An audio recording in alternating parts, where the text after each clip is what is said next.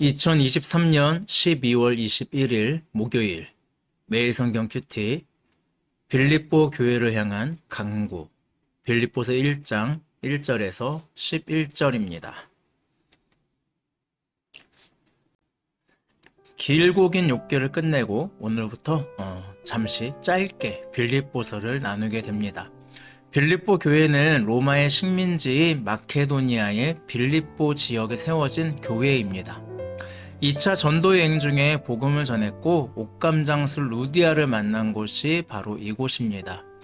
또 바울과 실라가 복음을 전하려고 하는데 귀신 들린 여자가 따라다니면서 막 그런 얘기하죠. 이 사람은 예수님의 도를 전하는 뭐 그런 막 얘기하면서 막 계속 귀찮게 하는 게 있어요. 그래서 바울이 이제 처음에는 가만히 무시하다가 이제 나중에 너무 방해가 되니까 그 사람에게 이제 그 귀신을 쫓아내는 사건이 일어납니다.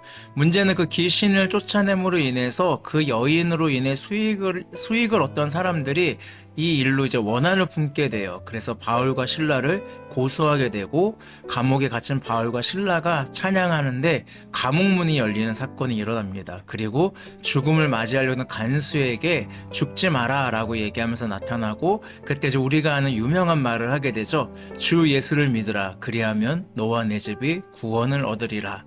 이 이야기들이 나온 것이 바로 빌립보 교회입니다. 바울은 그곳에 교회를 세우고 떠납니다. 그리고 오늘부터 보게 되는 빌립보서는 그 빌립보 교회에 보낸 바울의 편지입니다. 편지를 보낼 당시 바울은 로마 감옥에 갇혀 있는 상태였습니다.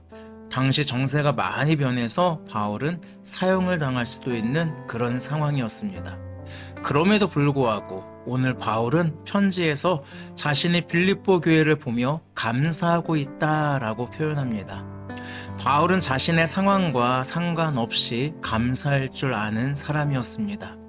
우리는 보통 상황이 주어져야 감사합니다. 나에게 뭔가 이익이 있든지 좋은 상황이 주어져야 감사합니다.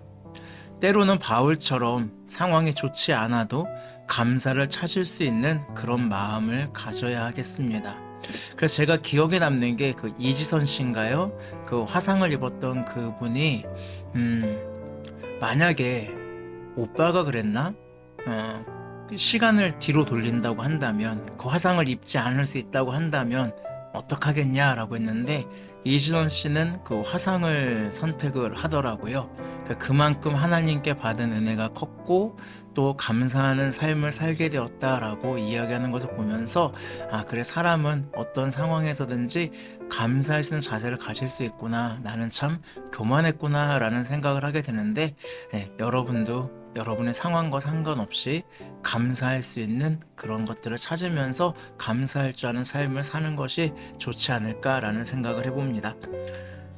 감옥에 갇힌 상황, 죽음을 각오해야 하는 상황으로 바뀌는 불안함 속에서 바울이 감사할 수 있었던 이유는 무엇일까요?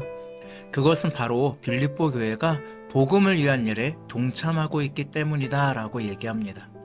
바울은 감옥에 갇혀서 자유롭게 복음을 전하지 못하는 상황이었습니다. 하지만 빌립보 교회는 빌립보 지역에서 여전히 복음을 전하고 있었습니다. 바울은 믿음의 동역자가 있다는 사실에 감사하는 모습을 보여줍니다.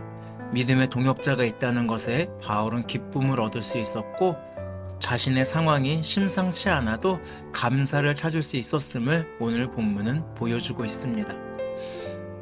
우리도 우리 주변을 좀 오늘 살펴보았으면 좋겠습니다. 여러분에게도 함께 나아가는 공동체가 있을 겁니다. 여러분을 응원해주는 사람들이 있을 겁니다. 우린 그들에게 얼마나 감사를 표현했을까요?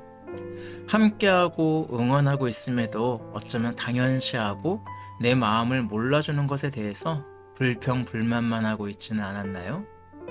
저는 서울에서 태어나서 서울에서만 살았습니다. 한 교회에서 성도로 지내다가 목회자의 길을 걸어가게 되었습니다. 보니까 한 교회에서 제가 목회자로 평신도부터 목회자라 평신도란 말을 별로 쓰고 싶진 않은데 그냥 성도로부터 목회자까지 지냈던 기간을 생각해 보니까 20년이 넘게 한 교회에 있었더라고요.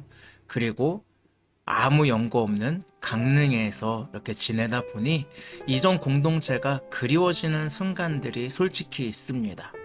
이전에도 저는 참 소중하게 느꼈던 공동체인데 지금은 더 소중하게 느껴지고 그랬는데 몰랐구나라는 생각을 하게 됩니다.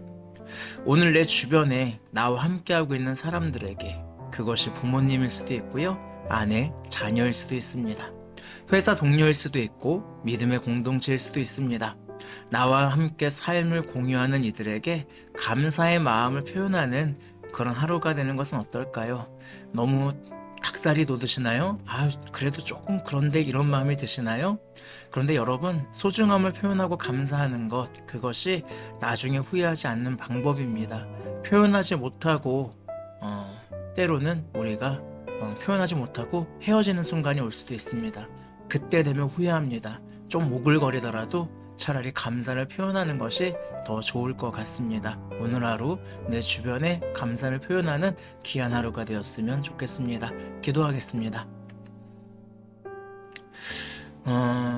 기독교에 대한 박해가 점차 심해지는 상황 속에서 어쩌면 로마의 감옥에 갇혀 있는 바울은 상황이 심상치 않게 돌아가는 것들을 볼 수 있을 겁니다.